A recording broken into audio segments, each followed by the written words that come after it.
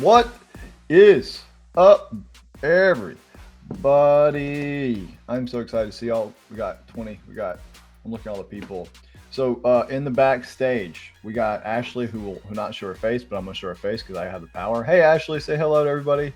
Hello. Hi. Okay, you go back. I'm gonna put you backstage. You put yourself. We got Robert. He's backstage. Super. Heck yeah. Welcome to a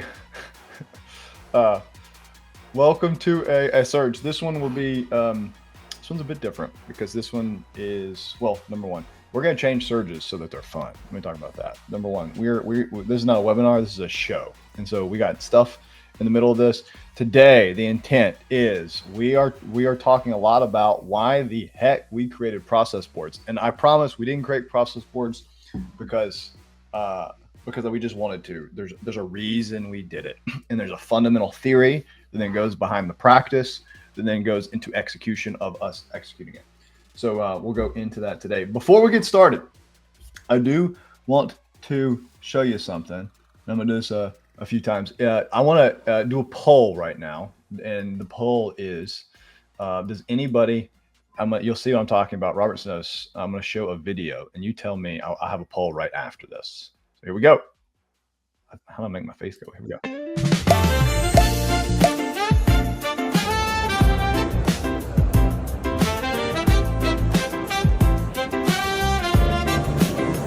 I love your dog. Yeah, it's processed. He's the dog. Does anybody have? We'll do our poll. Does anybody have an invisible dog named Process? Does anybody have a process that is invisible in their org that goes around and pees on people's feet? If you have one, let us know. We'll have a poll here in a second that talks about that today. Well, a lot of what we're talking about is getting rid of the invisible dog Process. He's cute, but we like to pet the dog. So we're gonna make processes visible. Okay, so what I'm about to do is I'm gonna get into sharing, and we'll do that. I'm gonna share my screen. We're gonna go present mode. Yes, I'm a cat.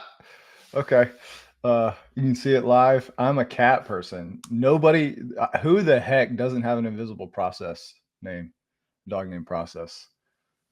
That's fun. Thank you, Robert. Thank you, Robert. That was all Robert. Give him a little clap if you would. Okay, I'm gonna show. We're now gonna go into, and what I want to call this is getting to the surge itself, because we got a lot to cover, a lot of ground to cover. And what I want to communicate is, and this is the word provocative is too strong, but I will say it is controversial. It is we are now not in the age of AI. We are not in the age of AI. We're in the age of execution. What does that mean? We used to be in the age of information or training. We're now in the age of execution. So today I'm going to talk to you about why that is true and what led us to create process boards. The agenda, pretty darn simple. I'm going to say why training fails at a fundamental level, what execution demands. We're going to give a framework to actually be able to do execution on it, a live demo of process boards, and some next steps you can take, because this is going to be intensely practical, but also have the theory to back the things up. So let's get started. So I'm going to say why the age of training is over, why training fails. And we probably feel this, and there are a couple of false premises. I'm going to start with these and just go down. Is one of the thoughts that exist. It's in our culture. It's the air we breathe. We think that the more we know, the better we will be. That knowledge precedes behavior. You can even at an individual level think of the podcast that you do as if watching the British baking show will make you a better baker. It will literally not make you a better baker. In fact, the consumption of more knowledge actually creates anxiety. And so what this leads to in this false premise in this world, knowledge preceding behavior, what have we done to solve this? We've had sales boot camps and sales LMSs. LMSs do not in any way help people learn to do something. They don't change behavior. They get rid of excuses. It's a whole separate idea. Gets rid of excuses, which getting rid of excuses is a way to change behavior, but knowledge itself is not.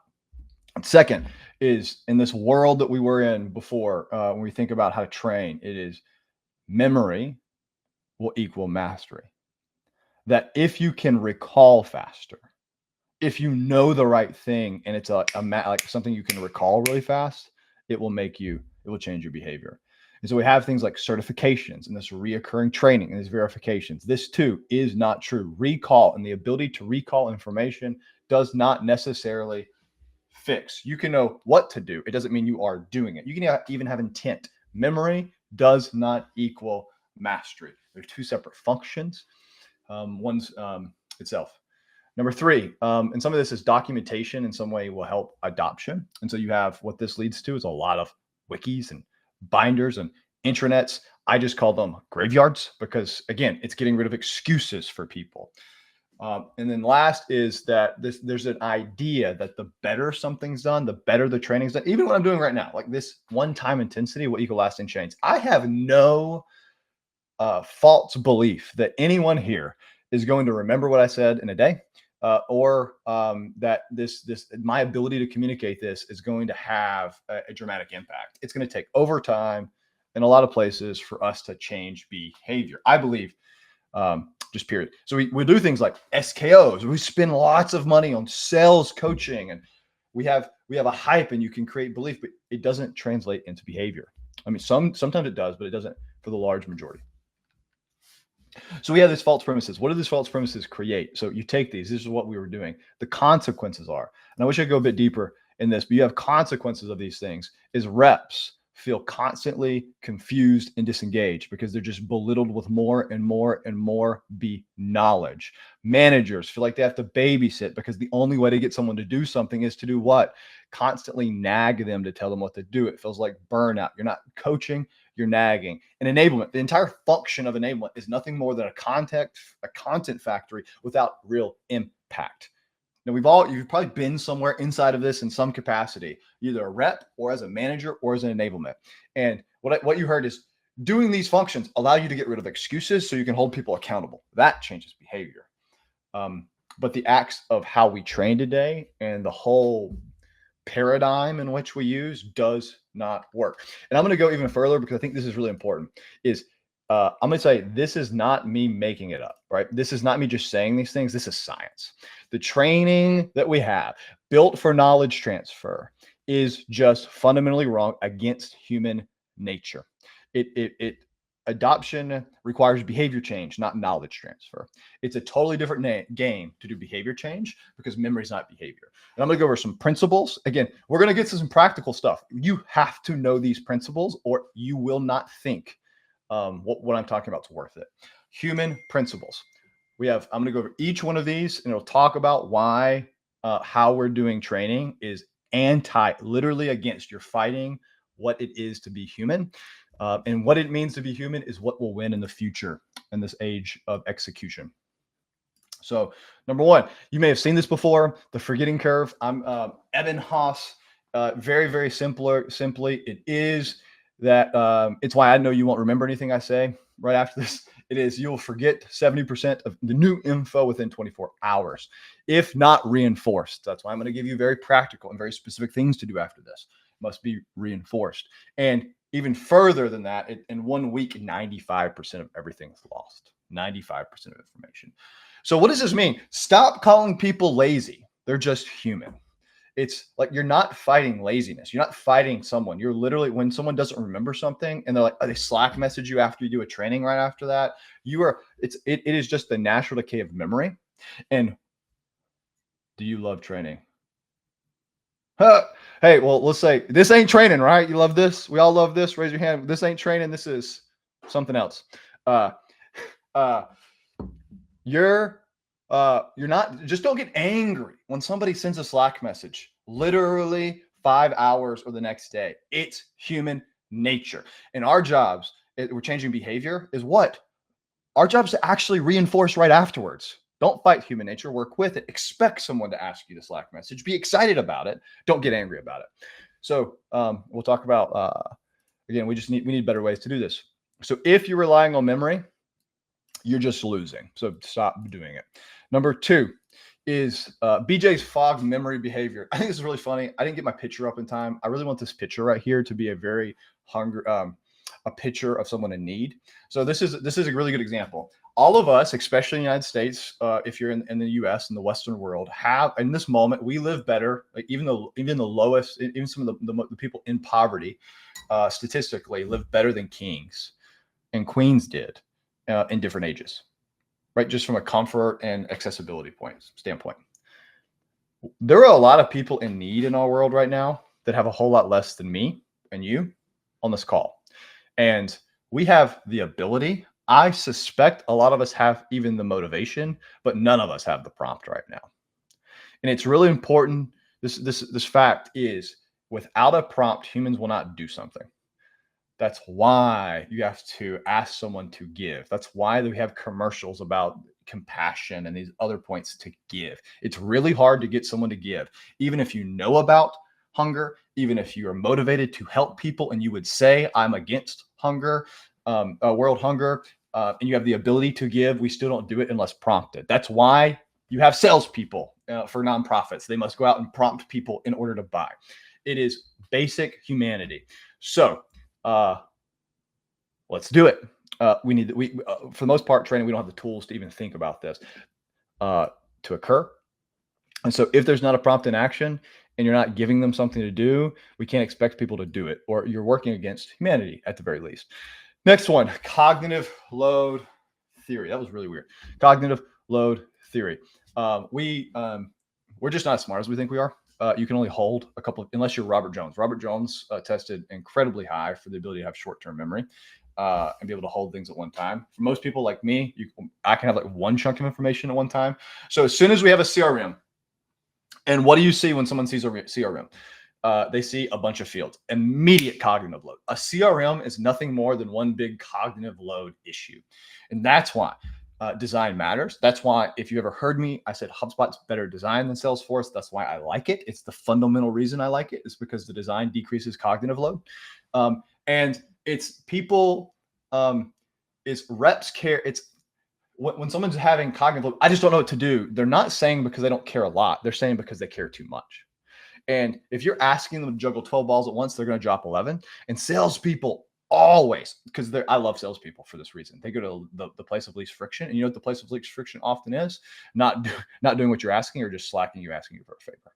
So how do you decrease cognitive load? Because a salesperson will always be doing that because they have a quota on their back.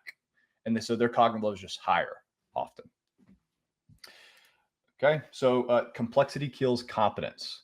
Remember that complexity kills competence. You might have someone that knows what to do. You make it complex, and it creates barriers. Okay, next, what's another one? The human loop. Now, this is popularized and made really famous by James Clear. He didn't make it. However humans came about. I don't know, that person made it. Humans this is just how we work, right? Habits only form when there's a reward, and we're much more mammal and animalistic than we would like. If anybody's had children before, you know this is true. If you give them, let them watch TV, or give them a tablet, or tell them they're going to get something, they're more likely to do what you ask them. At least that's, I don't do that often, I promise. But they're much more likely to do the thing you want them to do. Now, you can have positive loops and negative loops, and you're always in the act of becoming. So how do we reward people, especially reps in a system? We just don't have a tool for this, really. They talk about gamifying, but how do you do it? The point being is delayed rewards equal dead habits. So even if you have a dashboard and you say you do it afterwards, or there's a Slack message that's weekly, that is often not sufficient. It must be immediate. That is what the habit loop law dictates, or the theory is. It's immediate, not delayed, immediate. And we have very little ways to do this. And the last is for human nature is, I just want to say this because I didn't put this in, but in this deck is the thing I've thought about most in life, for better or worse. The thing I've thought about most in life is getting people to do things they don't want to do. So before I was doing Supered, I was in the military, and I had to convince soldiers to clean latrines and be proud about it. You know, latrines being bathroom stalls. You know, like, and hey, we're the best darn. They're the cleanest people. How do you get people to do things they don't want to do? Whether you're running a sports team and we become proud, like getting people to run up hills and then want to run again. How do you get people to do like fill out forms? How do you get, as a CEO, how do I get everybody at Super to wear Super branded stuff at inbound and not feel weird about it, even though they felt weird about it to begin with, and now demand that we have to do it every time? How do you get people to do things they don't want to do? This is it. It is so powerful, and we just don't do it as a principle, and that is humans conform to tribes. And this is where the invisible dog came from. If there is an invisible process that nobody can see, there is no way you can feel pride about a dog. I don't know if anybody's had a dog in an office. You had an office dog, or when I was in the military, we had like a unit pet, and everybody took so much pride in that for no reason. It didn't even matter. But it was something that was visible that we could take care of, and that we took pride in. And if you don't visualize your process, no one feels the pressure to belong. And that's a negative way of saying it. But invisible process means you have no culture around that process. This is probably the most powerful thing we can think about. And to say it is, so you need to make invisible things visible. Okay. Yeah. So I want us to sit for a second and saying the age of execution. So I'm saying the age of training had false assumptions. It was organized against human nature. And what did we do? What have we been organizing around for the last couple of decades? We had more knowledge and the same results. And if you were me, I've done every single one of these, and sometimes take proud on how well I did them. Training calls, which are just knowledge jumps outside the flow of work that are forgotten in 24 hours. I've written robust documentations that are static, hidden, disconnected from the moment of need. I've had, there's a shelf life burden to all of this that now I have to keep up to date and stale in weeks. That just makes me not want to do it in the first place. I've made dashboards and reporting, which are really just lagging indicators, like these bad boy and girl lists, and reps don't connect to their daily work. It's always afterwards. And then I even have some incentives, but they're external motivated that fades because there's no normalization. There's no core identity as a team because it's not visible.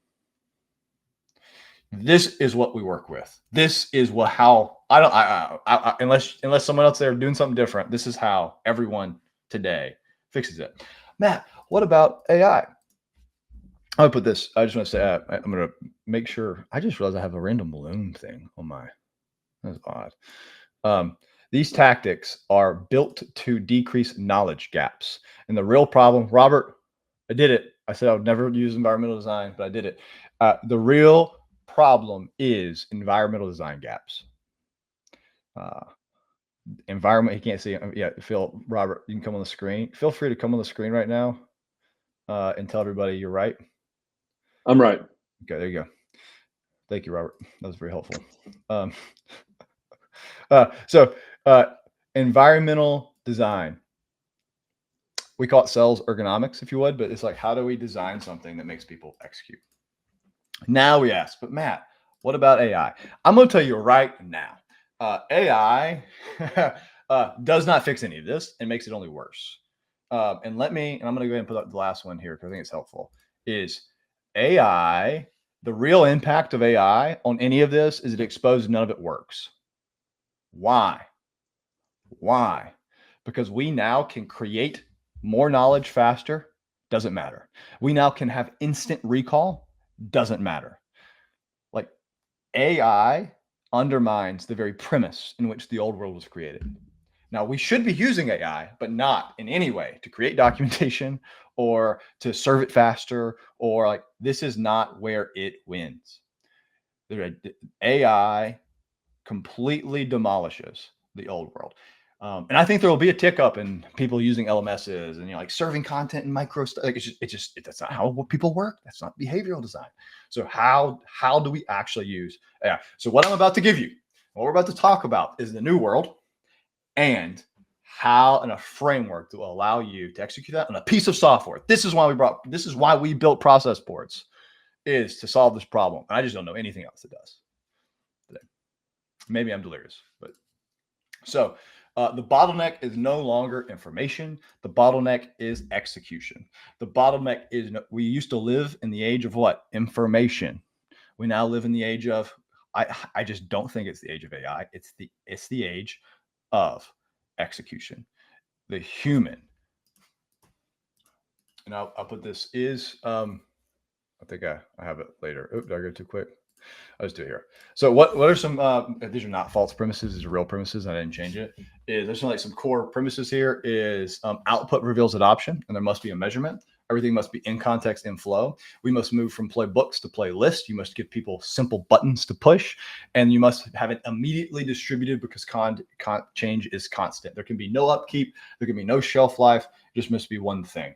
Very simple, very easy. Let's get into actually how it works. So here's the framework. We're going to have a demo right after this. And after all this, we'll do some Q&A stuff.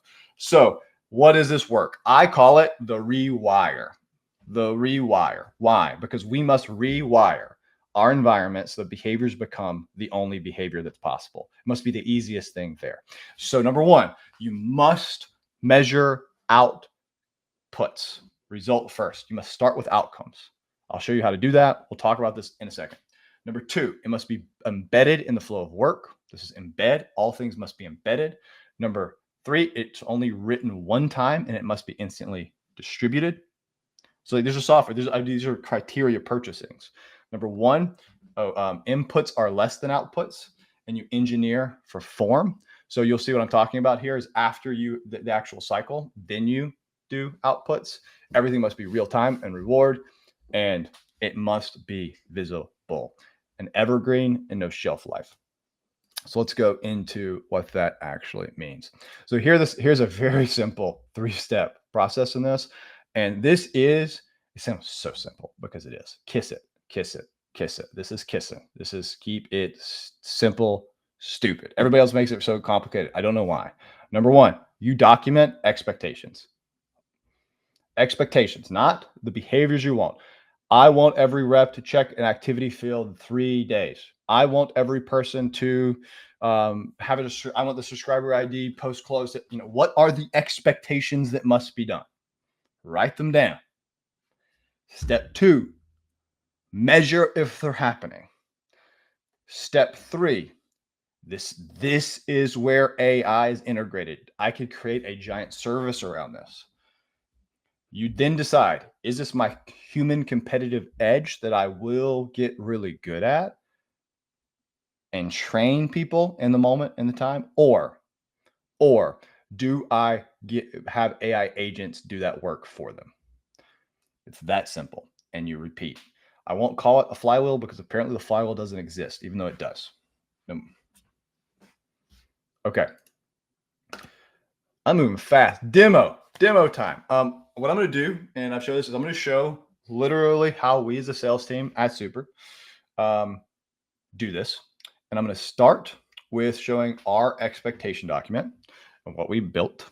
I'm then going to go into our process and how we visualized it and gone through it. And then I'm going to talk about how we changed inputs based on that and show it live. After that, we will have a really quick, here are the things you can do in the next 48 hours to do some cool things. Okay. I'm going to stop. I'm going to continue sharing, but I'm going to stop presenting if I know how to do that. Boom. Okay. So let's go. First, I'm opening up Super Duper. This is our security question document. If you have any security questions, someone just asked about our SOC too, so I had to open it up. So the first thing to do is let's go through our sales expectations. So I used to run all sales in Super, and then I didn't. And as soon as I didn't, I was not one-on-one managing, keeping people accountable in the same way, and spelunking deals. And as soon as I stopped, a lot of the things I expect stopped as well. So I wrote this document to make sure we were all, hey, here's what we want. So some things we said, hey, every 3 days, this is sense. By the way, This is the best example you could probably find of something changing in the moment. And I didn't upkeep this piece of document. I said every 3 days. This has since been changed to 5. Every 3 days, you get a deal. Hey, I never want to see an email that has just checking in, following up. I've since added bouncing this up, whatever those words are. This is what a good touch was. Every single meeting we have has a recap, and then in that recap, you must, at a minimum, have a Loom video afterwards. If you don't have a next meeting for the deal, if you don't have it done LinkedIn, multi-thread. So I'm just going through this. By the way, this is my favorite thing. Y'all should say this to people. Nobody ghosts you. No one says boo to you. Our jobs, our salespeople, is what? To elicit emotion from people. So there's a certain touch point to require, and then you escalate. But nobody. Matt, do you have the doc up? People Yeah, are saying you can't see it. Sharing Canva. Dude, okay. I'm going to show it, guys. Thank you. Sorry to shout out Melissa, Michael. I'm sharing my entire screen now, so we can all see it. I'm leaving. We all can see the entire screen. Boop. That much better? Okay, I was running through this. And thank you, guys. I was probably losing a couple people there. So this is our sales process documentation that I wrote. This is what I was looking at. I wrote it inside Super. After I wrote all these things and I put them in for about 2 weeks, the sales team did them, and then they didn't do them anymore. Why? Everything we talked about with human nature. I was working against human nature, right? So what we have done now, and this is process boards, is we rewired it. Number one, I took these and I measured them. So I can go in the process boards. And since then, we've done this several times. I have the deal management board. This is what you made for sales expectation. We have our post training board. This is for our post sales customer service. We call it CERT operating system. We have an escalation. We have a channel. And now that we're getting lots of end users, we have like an end user or direct company one there as well. So we run our entire company on this methodology. We've rewired every org that works inside HubSpot and reorged this way. What does it do? What it does is I can now measure and see. I don't got an invisible dog no more. I got a super deal management board, and I can see whether or not we're increasing or decreasing. And we only have a couple. And when we started, look at this, guys. Boop. As soon as I turned it on, it is incredible how much like what happened. I turned it on. Boop. After a week, I was like, hey guys, I turned it on. Hey, you didn't do it. Hey, you didn't do it. Hey, if you don't get this to 0, we got some trouble. Boop. Boop. That's what happens. The invisible dog became visible. It's called deal management, and we love deal management. So now we have our records. And so it also says, here are the rules. These are the rules. And you'll see, hey, everything should have a company. You need a deal amount. Everything should have a Loom. Every deal in our pipeline has been sent a Loom. Heck to the freaking yeah. That's what we want. And you'll see, here are our rules. These are ubiquitous. I haven't added anything that sophisticated. It's just getting us down. You'll notice that 3 day has become 5 days. What is beautiful about that is I changed it in the moment, and I'll show you how to do that in a second. And the next here is you can see our leaderboard. So I'm looking at this. I'm like, man, Caleb King, what's up, bro? You're like usually top. Now you're at the bottom. What's happening? And I can come and look at it and say, hey, well, it's because it's probably whatever time it is in Hawaii, and you haven't started working yet, and you have a bunch of these, and you haven't started doing them. I can also say, hey, we have a lot of no meetings. Is this a team issue, or is this individual? And I'm like, okay, Caleb and CVP looks like, hey, it might be a team issue, and I need to talk about how do we get meeting, what's happening. It's something I can look at. I can now coach to this. This is beautiful. This is the management level, and I can see. And so this gets into the rewire. I can have results, I have outcomes.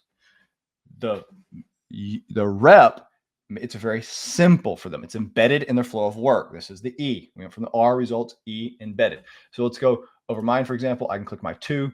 And a notice here is I have, I'm going to click my 2. And I'm going to click go, and it will take me directly into the record I need to go to. It'll tell me, oh, this is Super 2. Apparently I'm going to snooze that, Robert. Sorry. And I can just go to the 2 that I'm supposed to be doing.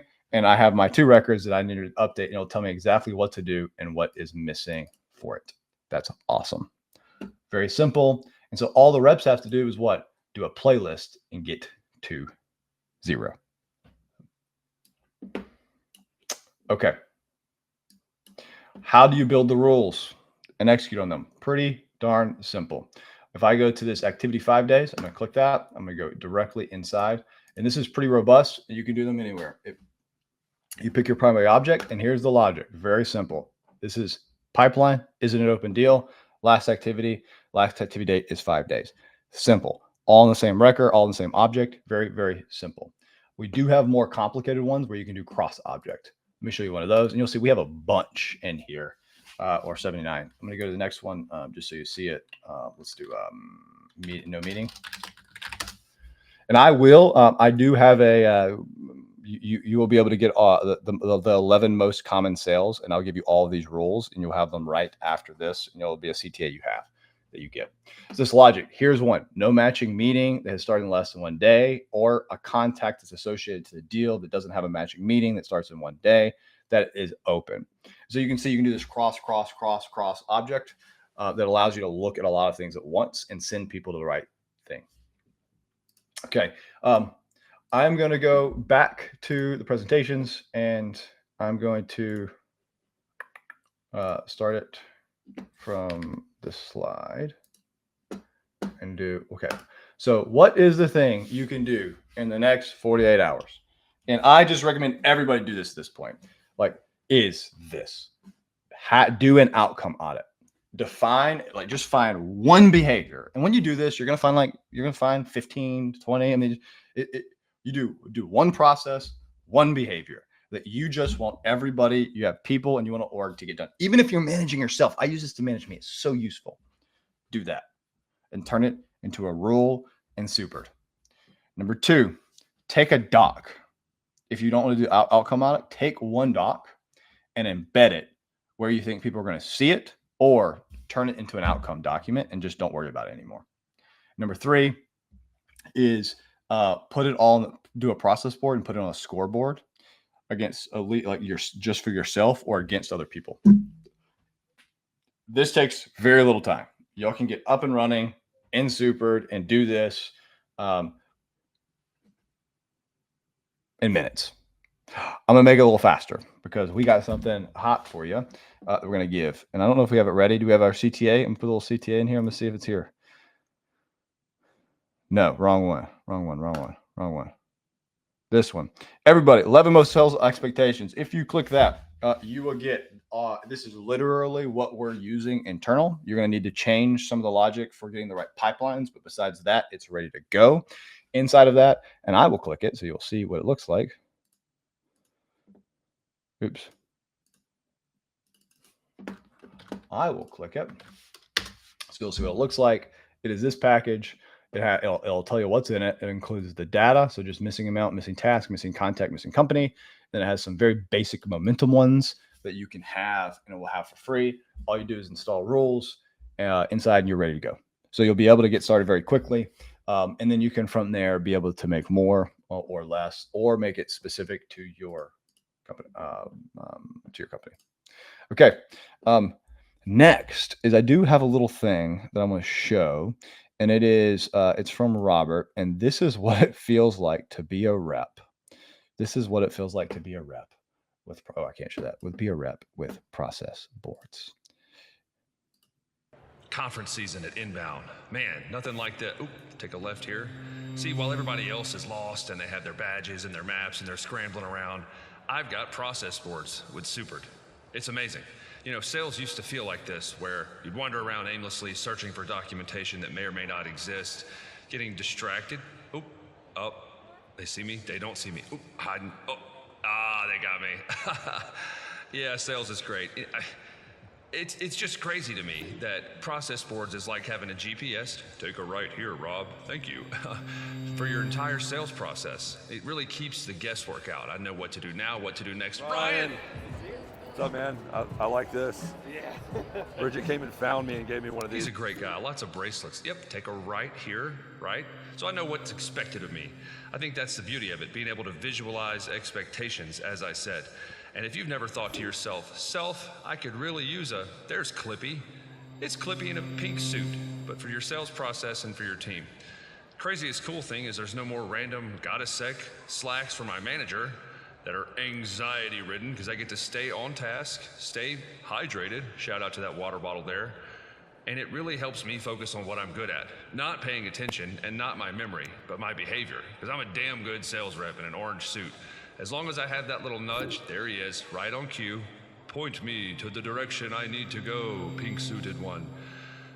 Back on track, right on schedule. Oh my God, did I forget my badge? Oh no. Oh, this is the best. Thank you. This is fun. Okay. So I have time if you have anyone some Q&A because we have a little bit extra time. I am down. I don't know how to do that. I don't know if this help works like that, but I think you can ask me questions and I can put them in. So if you have any questions, have them in the right side and I will put them up and answer them for us.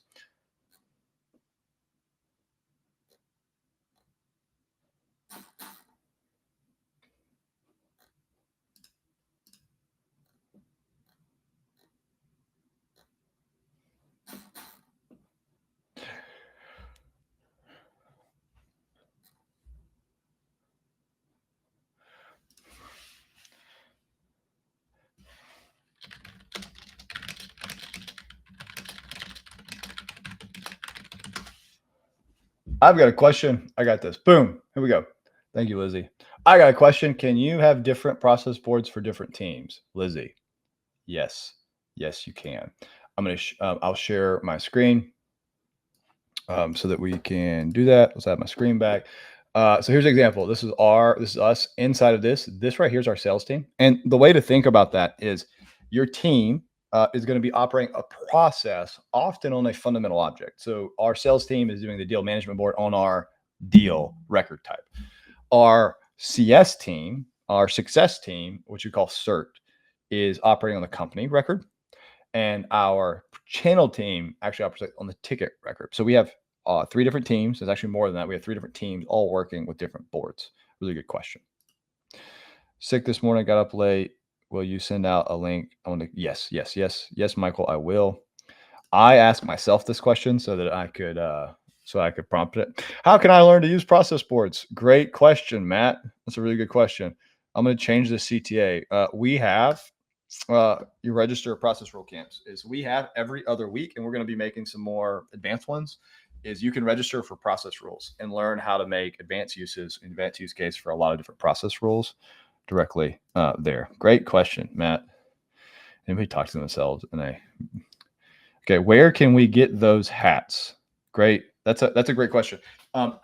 We will be doing, and we will manifest this using this word. We will be doing process rule competitions in the future where you can win swag like Super or swag like Super, like whatever you want. We got a bunch of swag that you can be able to get stuff. Great question. Thoughts on how to announce this to sellers? Let's get this up. Thoughts on how to announce this to sellers and help drive adoption. I actually have thoughts on this. You know what? I'll probably give this as a CTA here in a second. I'm going to put this down. I'm going to show you. Here's how I actually recommend to do this. I have this document called 100% Process Rule, how to build this. And it's a step-by-step guide on how to build process boards. I'll send this to Robert.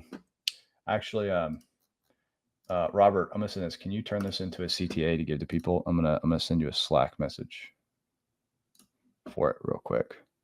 Robert, here it is. You better get this now. Okay. So this is how to build, why we built it, who's it all for. And at the bottom, I actually include a few messages on how to do that. And so I recommend if you have Slack or you have Teams, here's how you do it is, hey, the whole point of this is you need to make this part of your rhythm. And my expectation is that you get to 0 every day. And we want feedback on rules that are unhelpful, rules that you think are wrong, or rules you wish you had to make it easier. And if you have, and you need a room where people are asking questions. And when you give it, do it this way. And then I have a check-in that was like, hey, is there, because what you'll need, people, as soon as you give out the reps, I mean, they want more rules. In fact, our rep told us, our rep said, Matt, I'm not going to do, if you want me to do it, just make it a rule verbatim. I'm like, heck yeah, I can make a lot of rules. So, yeah, I don't know why I'm not doing this. Here it is. So, if anybody wants that. Okay, we'll put this next question. Can process boards be integrated with action? Can process boards be integrated with action plans? The word integration triggers me, so I'm trying to. I'm going to define. Integrate means action plans. The point of an action plan is to help someone learn something quickly, and that's often for when people start something new. And process boards help people, help old people. There is no shelf life on it. It helps new people learn things and old people learn things. But it's all about doing work in HubSpot. And so the action plan may have, hey, connect your calendar, or hey, it can do something offline. Where process boards are very fundamental to doing work in the CRM. You can integrate them just by, you can say in the action plan says, have you done, like, get to 0 every day? And you can have check-ins and you can have tasks that way. So you can integrate it by changing the task and the function that you're asking in phases. And that's how I recommend doing it. Good question.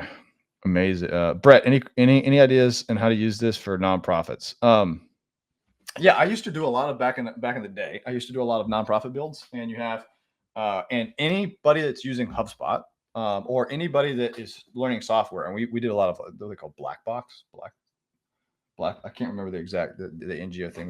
We did a lot of rips from, but anything that where you can, like, I'm in LinkedIn, right? And this is right here, and I can use Super on any platform. So there's a lot of use cases regardless of what you're using it for. If you're building HubSpot and you have it, it's just as useful there. I mean, this is industry agnostic. If you have a process and you have a CR in your own HubSpot or Salesforce, process boards will change how you're able to do execution, and it will make humans your competitive edge. Good question, Brett.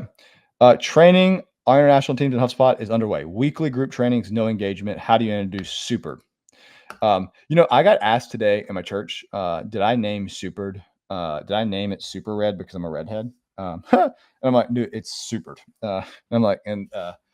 I constantly regret making it Super to everything is Super Red. Side note, we're going to make a fashion line called Super Rad. Right, Ashley? Here, so everybody sees it. Right, Ashley? Yep. Okay, great. Thank you. I like randomly throwing people on screens. So the answer is you just tell people they get the extension, you put it in, you just tell them to do it. And you say, hey, I'm going to, and let me share my screen because I'll show you how we did it. I said, hey, I'm going to be, because as soon as you set this up, you don't even have to have people in it. You see this like leaderboard. As soon as you set it up, it will instantly show you everybody that's out of alignment, not following the rules. And rather than trying to train people, just train them by doing. You can actually say, hey, just get to 0 every day. And by saying that is how you get them to do something. I know it sounds too simple to be real, but that's how you do it, John. You say, hey, we're using, I'm going to be measuring. We're going to be making sure we're all doing the right things at the right time. This is going to be so easy for you. It's going to make your life better. All you have to do is click the playlist, click the play button, and just go through it. And if you do that, you're good. And they're going to be like, really? Thank you. And it's that simple. Show them one demo, show them how to do it. And my team can help you do the onboarding and more, like, get more specific to your situation. Got to be honest, I thought it was a question. New Rob Jones, new equals teenagers clarify. Work. Yes, this does work in Salesforce, and I can't unsee it. Received. Okay, I have one more thing because John, I'll be able to. I have one more thing. Is I personally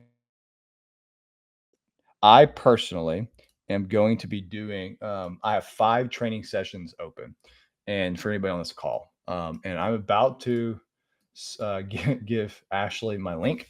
And the first 5, if past 5, I'm not doing it. But the first 5 people that book on this link, I will help you make your expectation document and help you build out and get started with Supered.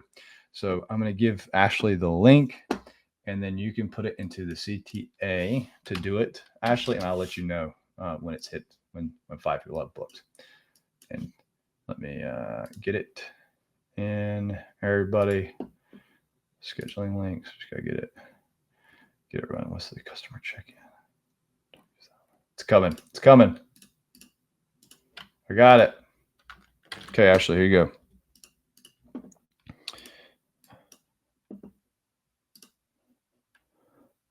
Ashley. Boom. Okay. It's okay. Big one I see with partners doing trains, teams don't need to learn another software. They just need to know how to do the extension. Yeah. You don't like this. You just don't need to learn software. You just got to click a button and do the things that you're being told to do.